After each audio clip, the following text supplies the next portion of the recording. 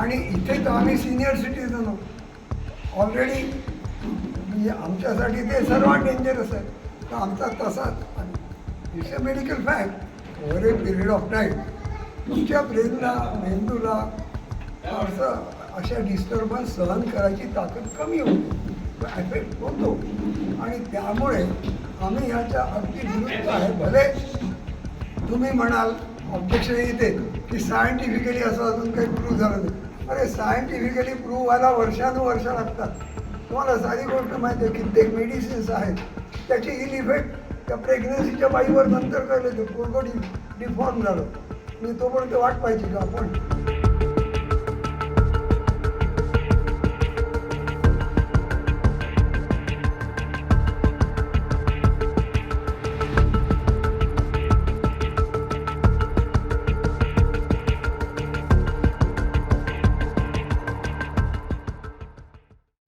एक म्हण आहे मराठी, अति तेथे माती. तसा हा प्रकार झालेला आहे. जे टॉवर्स सारखे एका पाठोपाठ उभे राहिले. मला आठवतं मी जवळजवळ 50 वर्षापूर्वी एक पुस्तक वाचलं, फ्युचर शॉक म्हणून. त्याच्यात त्यांनी लिहिलं होतं की स्पीड स्पीड स्पीड वाढत जाईल आणि शेवटी तो सगळ्यांना प्रॉब्लेमच होणार आहे. आता त्या संदर्भाने आपण पाहू. पहिली गोष्ट, टॉवरची इफेक्ट पाहूच आपण, पण त्याच्या आधी हे पहा की खरोखर याची आवश्यकता आहे का? कारण किती आपल्याला स्पीडची घाई आहे. सगळीकडे सिग्नल येत आहेत, ठीक आहे, माझ्या किचनमध्ये नाही येत पडलं, पण खाली आल्यावर येतो, रूममध्ये नाही येतात, इथे आल्यावर येतो, गेटपाशी येतो. म्हणजे हे किती झालं, अति होत चाललेलं आहे ज्याला म्हणतात. आता दुसरा प्रश्न हा आला की याचे इल इफेक्ट्स आहेत का? आता आपण पाहू. वेगवेगळ्या प्रकारचे एनर्जी वेव्ज आहेत. इलेक्ट्रोमॅग्नेटिक आहे, MRI आहे, एक्स-रे आहे, बरेचसे आहेत, तुम्हाला माहिती आहे. वेगवेगळे लाईट वेव्ज आहे, हे हळूहळू सगळ्या याच्यात त्यांनी पाहिलं. इव्हन मेडिकल सायन्समध्ये हे सगळे जे वापरले ते जेव्हा अति झाले त्याचे साईड इफेक्ट यायला लागले. म्हणून तुम्हाला माहिती आहे, आता ते म्हणतात की एकदा तुम्ही MRI केलं तर काही महिने करू नका, किंवा तुम्ही एकदा आणखीन काही केलं तर ते त्याच्यासाठी तुम्हाला गॅप द्यावी लागते. म्हणजे त्याचा इल इफेक्ट होतो, ते सिद्ध आहे ना. आणि हा तुमच्या ब्रेनवर परिणाम करतो का? पहिली गोष्ट तर आवश्यकताने अति तेथे माती होत चालली आहे.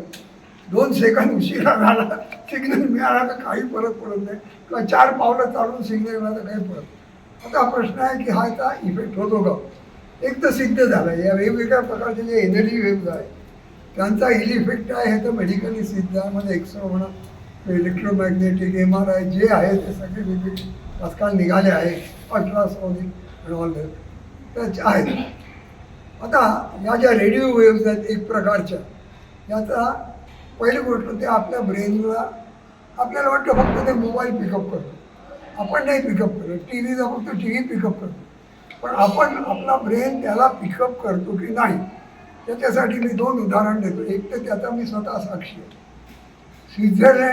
स्वीडनमध्ये गोथीपुरा म्हणून एक जागा आहे, आणि मी त्या एका पुस्तकात वाचलं. त्याच्यात मी स्वीडनला गेलो आणि त्याला भेटलो त्या माणसाला, स्टॉकहोमपासून दूर.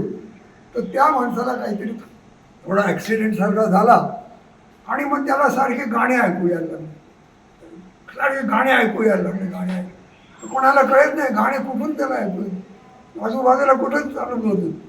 मग ते रिसर्च केल्यावर कळलं ॲक्सिडेंटमध्ये झाल्यामुळे त्याची कुठली तरी ग्लँड ओपन झाली ब्रेनची, जी हे याला स्टॉल करत होती. तिथलं जे रेडिओ स्टेशन होतं, तिथून जे गाणे जायचे त्या रेडिओ वेव्ह याच्या ब्रेनमधनं इंटरप्रेट व्हायला लागल्या. म्हणजे याचा अर्थ हा सिद्ध झाला की त्या तुमच्या ब्रेनवर हिट करतातच. क्वेश्चन इज इंटरप्रेट होतो की नाही हा दुसरा भाग, पण त्या तुमच्या ब्रेनला एफेक्ट करतात. आणखीन एक एक्झाम्पल आहे. अहमदाबादमध्ये एक बाईला ॲक्सिडेंट झाला, आणि तिला तिची मुलगी अमेरिकेत काय करते ते दिसायला लागलं. Again the same thing, radio waves she started. म्हणजे याचा अर्थ असा की त्या वेव्स तुम्हाला एफेक्ट करतात, आणि त्याचे इल इफेक्ट आहेत हे ऑलरेडी मेडिकल सिद्ध झाला. इतके बाकी एक्सरे आहेत, MRI आहे, हे ते किती प्रिकॉशन घेतात. तुम्हाला माहिती आहे ना, डेंटिस्टकडे जे चांगले डेंटिस्ट आहेत ते जेव्हा एक्सरे घेतात तेव्हा स्वतः बाहेर उभे राहतात पुष्कळ जे करेक्ट दिसते कारण ते मग ते आणि जो घेतो तर ते लीडचं घालतो याचा अर्थ ते डॅमेजिंग आहेत ते तसेच ते झालं आणि these are all part of that way. आणि इथे तर आम्ही सिनियर सिटीजन ऑलरेडी म्हणजे आमच्यासाठी ते सर्वात डेंजरस आहे. तर आमचा तसाच it's a medical fact over a period of time तुमच्या ब्रेनला मेंदूला असं अशा डिस्टर्बन्स सहन करायची ताकद कमी होते ॲफेक्ट होतो आणि त्यामुळे आम्ही ह्याच्या अगदी विरुद्ध आहे. भले तुम्ही म्हणाल ऑब्जेक्शन येते की सायंटिफिकली असं अजून काही प्रूव्ह झालं नाही. अरे सायंटिफिकली प्रूव्ह व्हायला वर्षानुवर्ष लागतात. तुम्हाला सारी गोष्ट माहिती आहे कित्येक मेडिसिन्स आहेत त्याची इल इफेक्ट त्या प्रेग्नन्सीच्या बाईवर नंतर कळलं ते पोरगं डिफॉर्म झालं म्हणजे तोपर्यंत वाट पाहिजे का आपण तोपर्यंत वाट पाहिजे. अशा कितीतरी मेडिकल केसेस आहेत. साधं कॉम्पीफ्लॅम झालं पूर्वी डेंटिस्ट लोक धडाल द्यायचे कॉम्पीफ्लॅम आता म्हणतात कॉम्पीफ्लॅम नको घेऊ.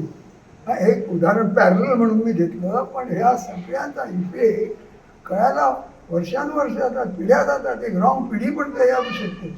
आणि आमचं मत आहे इथे तर आम्ही सिनियर सिटीजन आहोत आमची तशीच प्रतिकारशक्ती कमी असते इथे फॅक्ट आहे.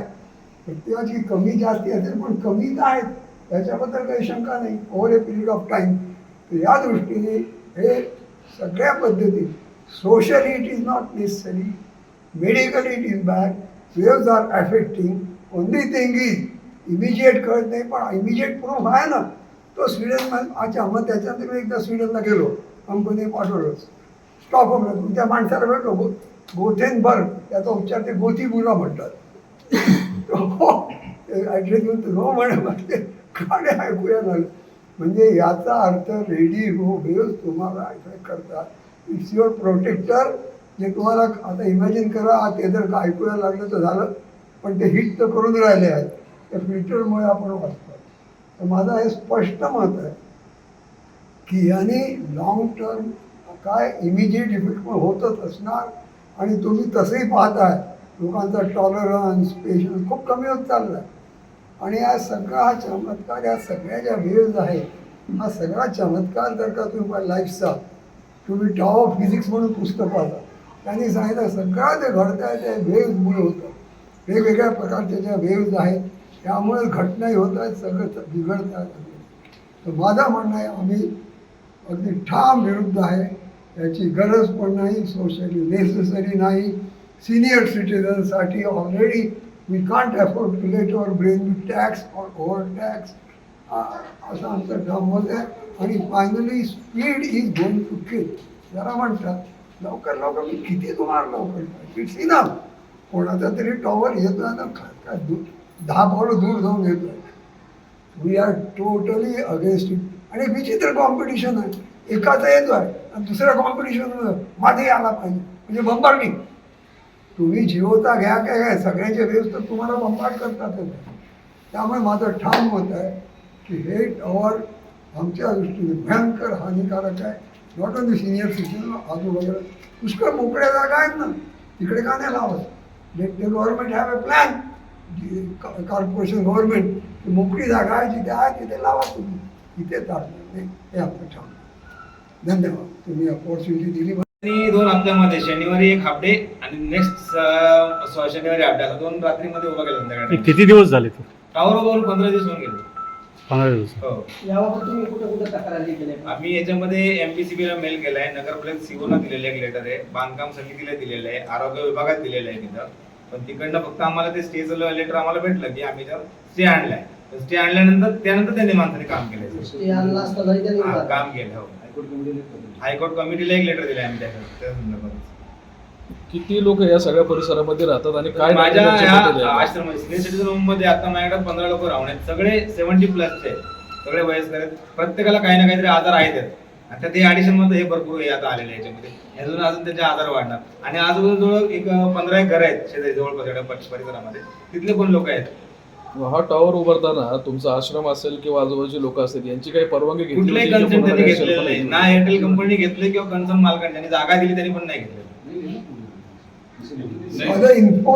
जागा घेतली ते काहीच नाही. ती जागा सुद्धा त्याची मालकीची आहे का? तो सातबाराही त्याचा नाहीये, ती कॉमन बिल्डिंग आहे ना, तिथे राहतात, अपार्टमेंट आहे ती. ती जागा सोसायटीची आहे, पण त्यांच्या सोसायटी जागेमध्ये त्या सोसायटीच्या लोकांची परमिशन नाही घेता उभा केलं. त्याचं म्हणणे माझं एग्रीमेंट आहे, एग्रीमेंट नाही येतात. कंपनीने सातबारा असेल तरच टावर बांधता येतं ना. नाही सोसायटी केस विथ केस ना, जर सोसायटीच्या जागेमध्ये आहे society case with case. Society म्हणजे अपार्टमेंट आहे ना, सगळे भाडेकरी त्यांना दम देतो तो. तर नागरिकांच्या जीवाचा एवढा महत्वाचा हा विषय आहे किंवा याचा इफेक्ट प्रत्येकाच्या शरीरावरती होऊ शकतो, असं असताना सुद्धा नगरपालिका असेल किंवा इथले लोकप्रतिनिधी असतील किंवा प्रशासन असेल, हे काय याच्याकडे लक्ष देत नाही. आपण वारंवार तक्रार त्याच्यावरती केली. मैं अस्थमा पेशेंट है हाँ. और रेडिएशन का मेरे ऊपर इतना इफेक्ट होगा. I am on oxygen and there are many people वो स्टेइंग हियर. एवढे लोक राहतात तिथे कमी से कम 8-10 जन हार्ट पेशेंट है. अभी वो एक जन छुट्टी पे गया है, उसका नाम शाह है. इनका एंजियोग्राफी होला है, मेरा होला है, उनका होला है. He is 80+. He has stop driving car because he cannot drive. और आपको इतनी क्या जरूरत है? अगर आपको इतना ही जरूरत है तो जाओ ना टावर. और बाजू के बच्चे लोग का फ्यूचर खराब कर रहे हैं. हमारी बात छोड़ो, हमने जिंदगी देख ली. आमचे पैसे बाई गेले. मला पण 35 वर्ष इकडे झालेलं आहे. मी कुमारला होतो, पण कभी हम लोग ने उधर टावर नहीं लगाया. या बाजू में किधर भी टावर नहीं.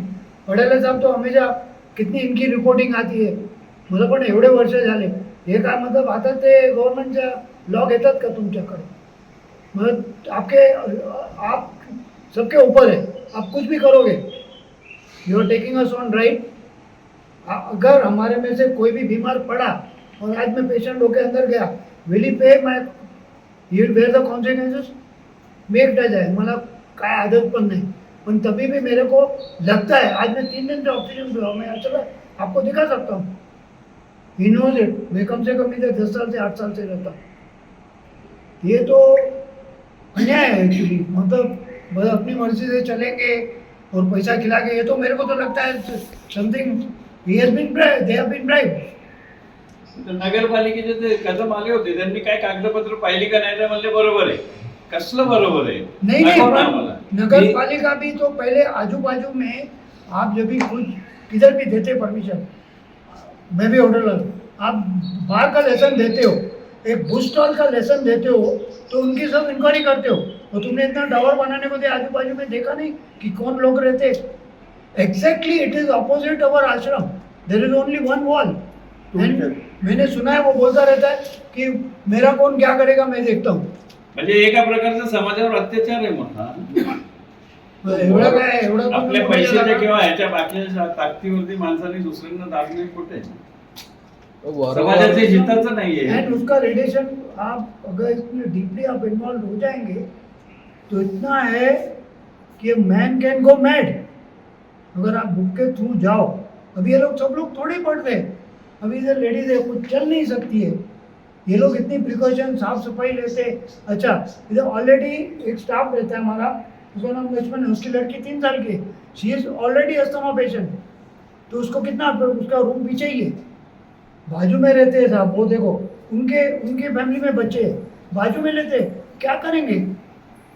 ये तो मतलब रूबा वाली बात हो गई sir. I don't think it is fair enough. End who has given permission, it should be inquired. Deeply आप इन्वॉल्व करो कि कौन लोग जिम्मेदार है, क्या काय के लिए. मतलब दूसरे की आप जिंदगी खराब करना चाहते हो. चलो हमारी छोड़ो, हमने जिंदगी देख ली. ये बच्चे लोग का क्या? What about these small children? आप मतलब इंडिया का फ्यूचर खराब करना चाहते हैं.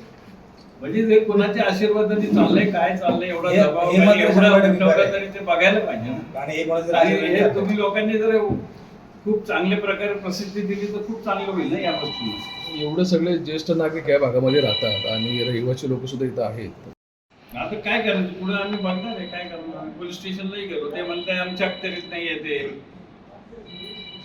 अखत्यारीमध्ये येत नाही, पण कोणाच्या अखत्यारीमध्ये येते हे तर ते सांगू शकतात. मी सांगतो पुढचं असंच आहे. कोणाच्या अखत्यारीत येतो. आता एक रिसेंट GR आला आणि ते कोणाच्या अखत्यारीत येतो. एक हे झालं तेव्हाच एक GR आला आहे गव्हर्नमेंटचा. त्याचे 1-2 दिवसानंतर आमचा डिस्प्यूट झाला. त्या GRमध्ये त्यांनी क्लिअरली सांगितलं आहे, हे फक्त याच्यावर हा प्रश्न विचारला म्हणून मी उत्तर देतो. याची फॅक्ट आहे, सेक्रेटरी IT जो आहे महाराष्ट्र गव्हर्नमेंटचा सेक्रेटरी आय टी, त्याला त्याच्यात पॉवर आहे की तो याला स्टॉल करू शकतो, रिजेक्ट करू शकतो किंवा शिफ्ट करू शकतो.